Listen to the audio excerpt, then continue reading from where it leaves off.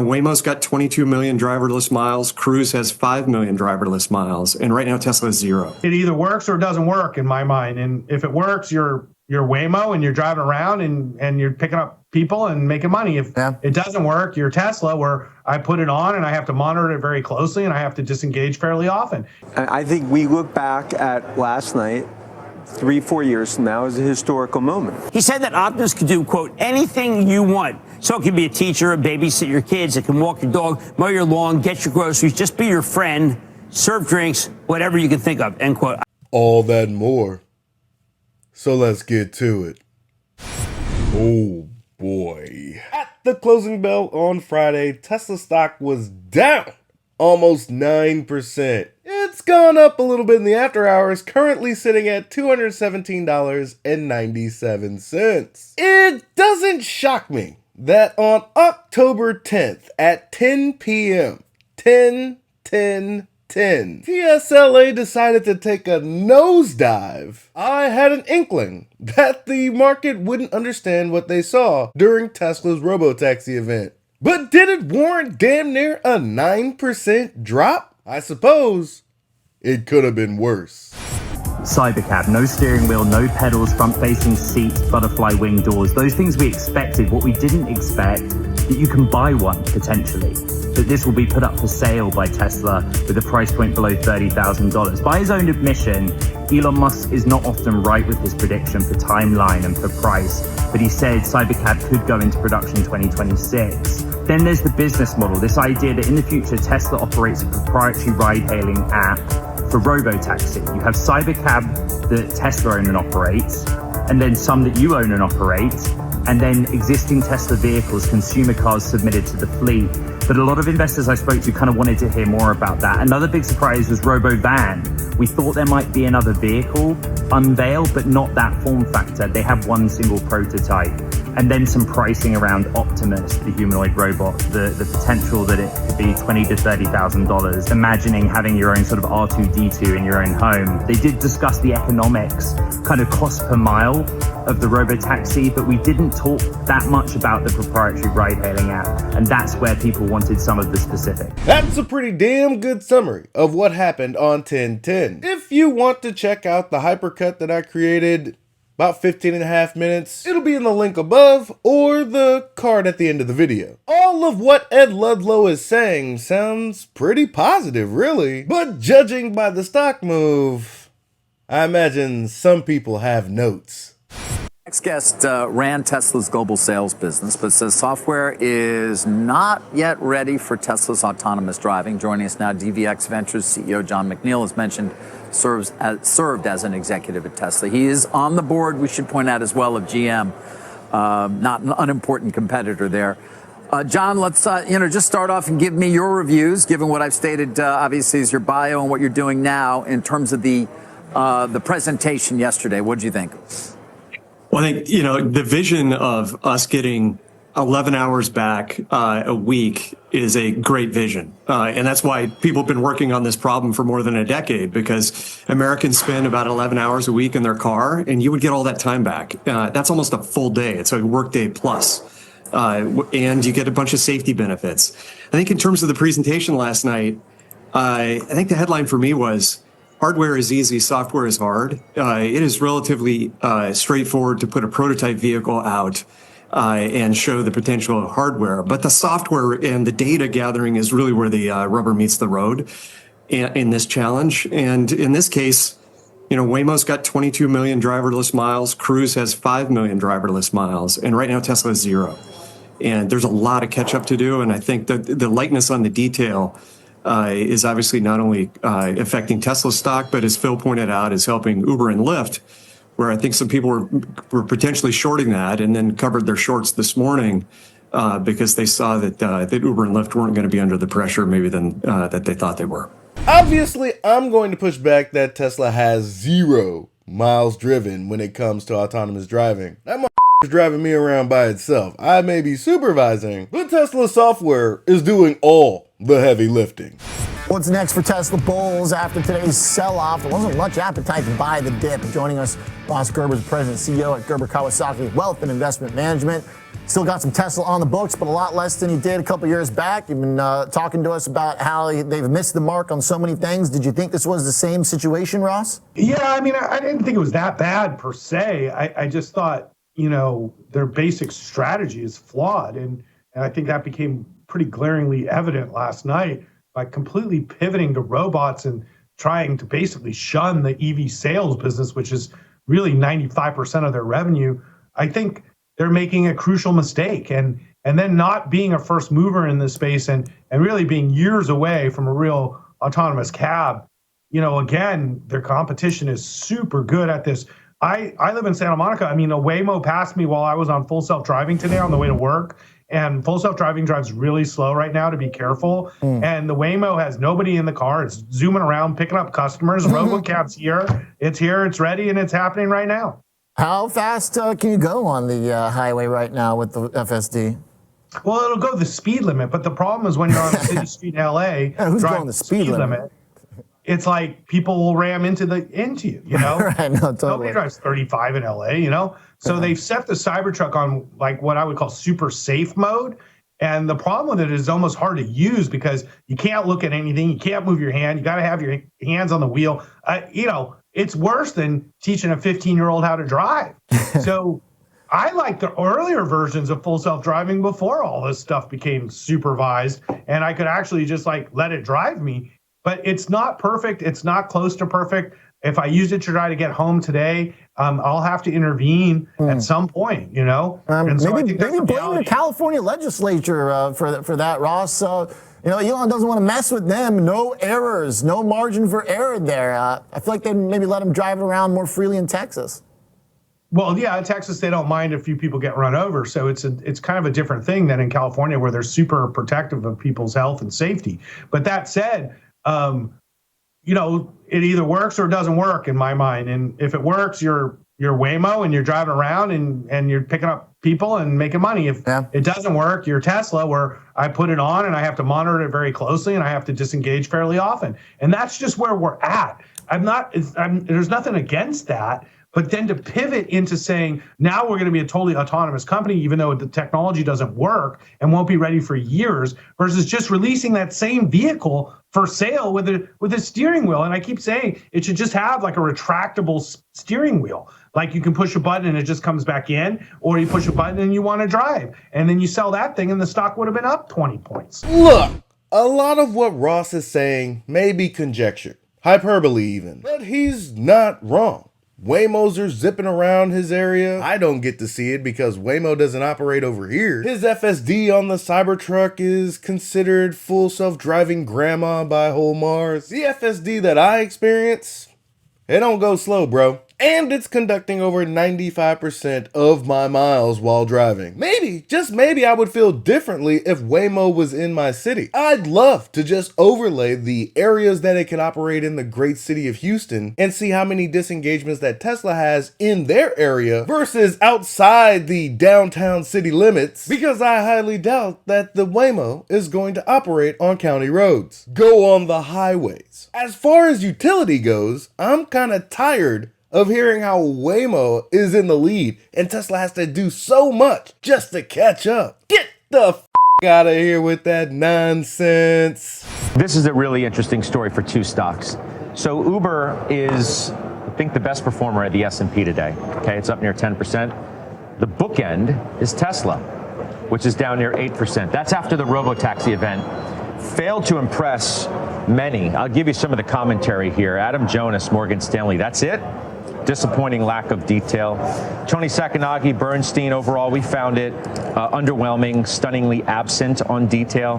Wells Fargo, most razzle-dazzle, little substance. And that, frankly, seems to be the biggest takeaway. All style out in LA and little substance. And it's clearly taking a toll on the stock and giving Uber a nice boost. Like I said at the Tesla Live watch party, the news headlines would be smoke and mirrors. This was not an analyst day. This was not something where they brought in every one of these analysts to give them an idea of where Tesla is going. This was a party, ladies and gentlemen. And to any of those that were in the presence of Optimus, taking rides in the Cybercab, was able to actually get up close and personal with the Robovan? As far as I can tell, anyone that was at that event would strongly disagree with what these analysts have said. So, Bryn, give us your read here, because this seems to be, if not universal, certainly the majority of observers who judge this company's stock say, meh, that's it? Yeah, I think so. To take a step back, from the beginning of August to the end of September, I think Tesla stock was up close to 40%, really on no news, no real fundamental news. And so I think there was so much hype around this. And I think one of the common words that you're using from a Tony or a Jonas is lack of details. And I think when you have a $700 billion company, you have to manage the short term with the long-term innovation. And so I watched it. I thought innovation is alive and well. I thought the Optimus was incredible. And if you remember 2 years ago, I think it was 2 years ago at their investor day, they actually had a person in the Optimus suit dancing around. And now they actually have these robots walking around. And I know they're also working in some of the facilities on a limited basis. So I get why it's down today. It was up 40% over the last 2 months. It was short on details. But I think for a $700 billion company that's still innovating, I think we will get details on October 23rd during their earnings call. Well, I'm not so sure about that. But depending on how the margin story goes, we may have a whole different line of questioning on October 23rd. My biggest takeaway from the event is when Elon said that FSD unsupervised is planned for 2025 in California and in the great state of Texas. Shares of Tesla sinking today after its robotaxi event underwhelmed investors. Several analyst notes calling it, quote, disappointing. My next guest says he disagrees. Says the event was a, quote, glimpse of the future and the next generation transportation. Joining me now, Post 9's Wedbush's Dan Ives. So you say you left that event in which you were there in person more bullish on this story. How? How? How could you not? Even watching it from the live stream, the energy in that place leapt off the screen. If you had an opportunity to get a ticket and be there in person and didn't go, couldn't have been me. I mean, it's all about, now clearly details were obviously scarce, and that's partially why the stock's down. But in terms of Cybercab, in terms of what we saw, what's really going to be over the next, call it 18, 24 months, you look at Optimus, in terms of what I view as robotics, where right now there's no value for Optimus in the story. And I think most importantly, in terms of the unsupervised FSD that's going to really be rolled out throughout all the Tesla models, at least California, Texas, into next year. And I think that's why, to me, I'm not talking in the next quarter or two that's moving the needle. But in terms of the next few years, I believe it's a game changer to the broader story. You saw what might be, not what is, and there really is no real idea of when exactly this is actually going to hit the street. You want to take issue with that? Well, I'd say first, and look, in terms of price per mile, I think the big focus was, could they get under 50 cents? Musk talked about 20 cents per mile, potentially with taxes 30 to 40 cents. When you look at Cybercab, and clearly the two-person Cybercab, this is something where, as this goes through the next 3 to 4 years, there's no reason this can't ultimately be 10, 15, 20% of overall profits for Tesla as this all ramps up, just given what our view of the overall ride-sharing market and what they could gain. And it comes down to 1.5 billion miles driven. So the stock had a significant move on anticipation of this event. The event, to many, underwhelmed. Therefore, not justifying the multiple that the stock has expanded to. That's JP Morgan's note today. They see substantial risk to multiple compression after the big rally into what they call a underwhelming day. I think we look back at last night, 3-4 years from now, as a historical moment. And the reason I say that, because they held an event and showed you these prototypes. Isn't that how it goes? Isn't that how it went for the Model 3? The Model Y? We show you the prototype. We make it available in a couple of years. People buy it. People utilize it. Tesla disrupts another industry.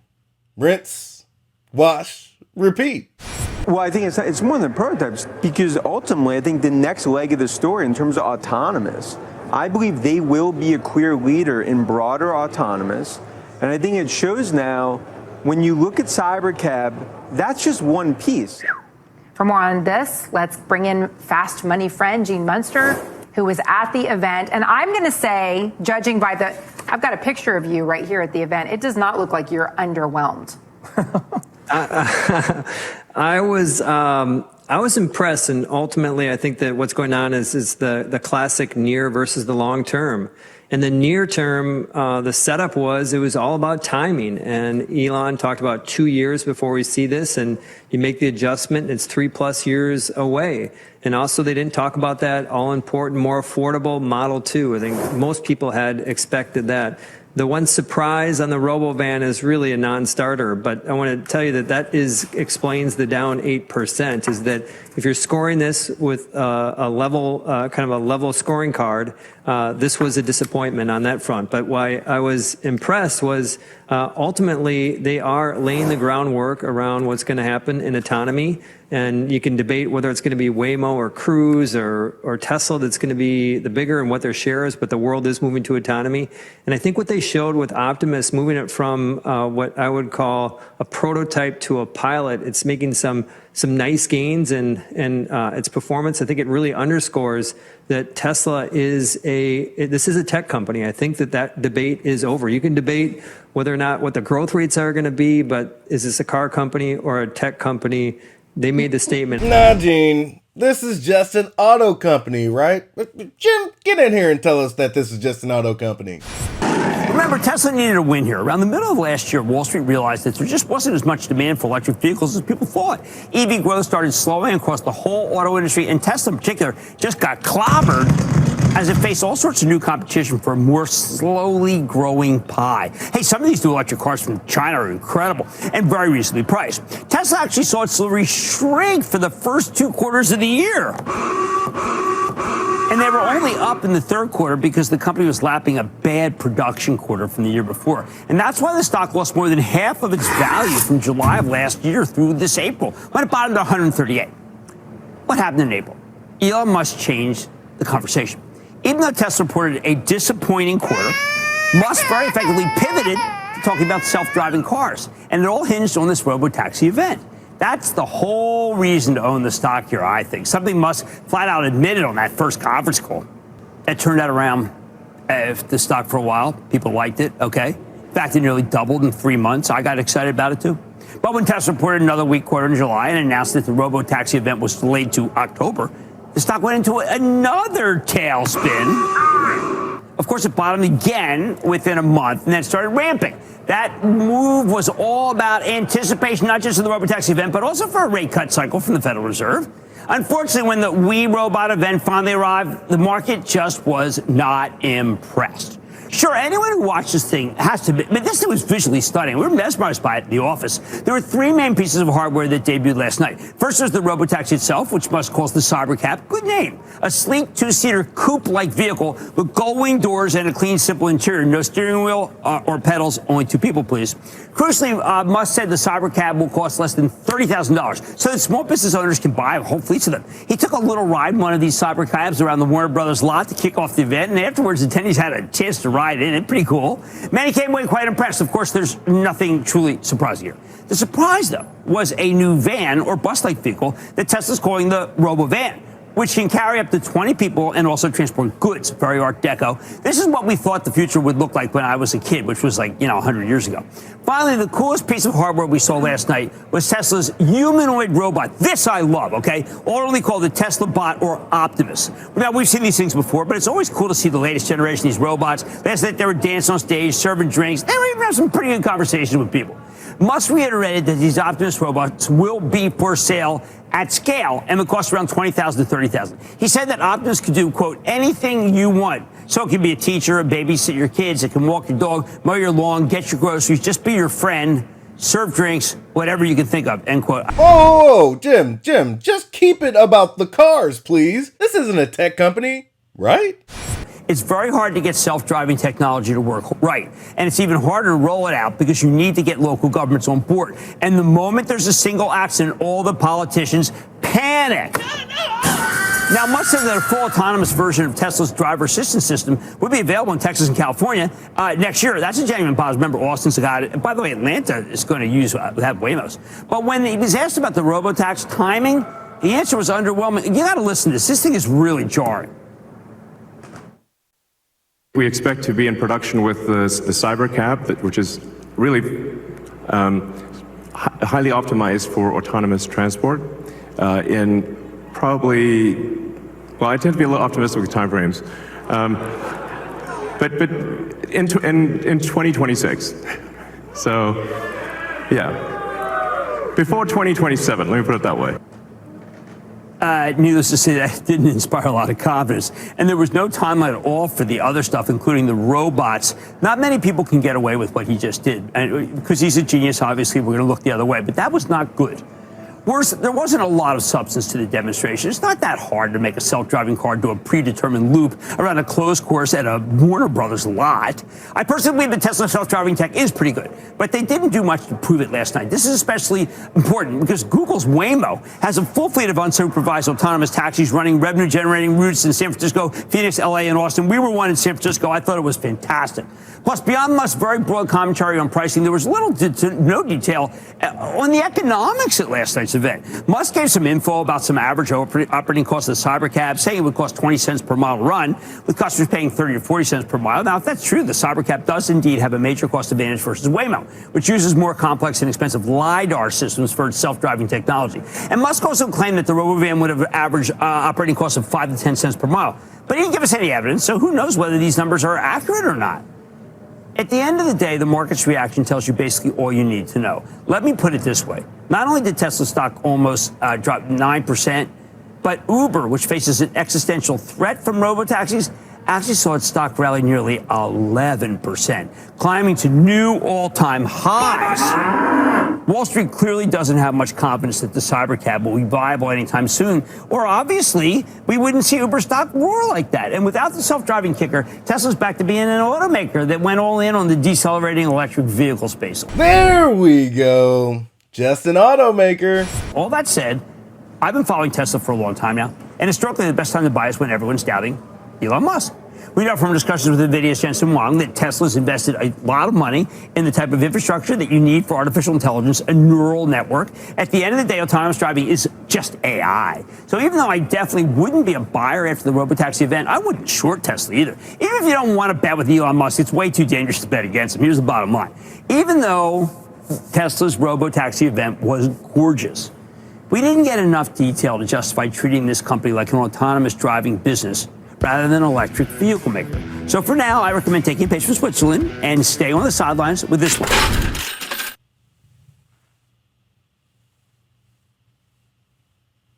You can do what you want. Me? I'm going to buy Tesla with every spare cent that I have. I was buying Tesla at $250. I'll buy it here at $217. And I'll buy it even when it's at $155. Should it ever get there? Yes, indeed. The market tells the story. Market doesn't understand what they've seen on 1010. The stock will rally on Tesla's EV automotive business. They're going to return to growth. And with the maturation of FSD, we're going to see margins increase dramatically. But on the back of the maturation of FSD, we're going to see the growth of many different aspects of this business. The Cybercab is only the beginning. Self-driving cars, that's what FSD does. But it'll also be the framework that goes behind the brain of Optimus, essentially making a humanoid robot viable in the home, in businesses. And while I expect there to be many competitors, there'll only be one Optimus. I know that. The people at that event felt that, and eventually, the stock market will figure it out. But before then, it's giving me a golden opportunity to buy TSLA at an extreme discount. In conclusion, the financial news media Yeah, that was kind of exhausting. But as these super smart individuals dissuade everybody and their mother on Tesla's robotaxi event, I have no problem scooping up a few more shares. In fact, can we see TSLA dip below 200? Who knows? But I will be ready to purchase more shares. That's all I've got for you today. Be easy. Peace.